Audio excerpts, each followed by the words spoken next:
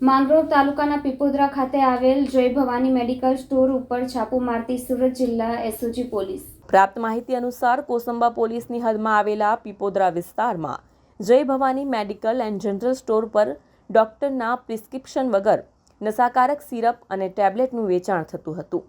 જે બાતમીના આધારે એસઓજી પોલીસને પીઆઈ બીજી ઈસરાણીના માર્ગદર્શન હેઠળ ફૂડ એન્ડ ડ્રગ્સ વિભાગને સાથે રાખીને આ મેડિકલ સ્ટોર ઉપર ટ્રેપ ગોઠવી હતી અને ડમી ગ્રાહકોને મોકલ્યા હતા। જે મેડિકલ સ્ટોરનો સંચાલક પ્રદીપ પ્રભાકર સાહુને કોઈપણ જાતના ડોક્ટરના પ્રિસ્ક્રિપ્શન વગર નશાકારક દવાનું વેચાણ કરતો નજરે પડ્યો હતો। મેડિકલ સ્ટોર ઉપરથી નશાકારક સિરપની બોટલો અને ટેબ્લેટો ફૂડ એન્ડ ડ્રગ્સ વિભાગે કબજે લીધી હતી। પોલીસે ગુનો નોંધી આગળની તપાસ હાથ ધરી છે।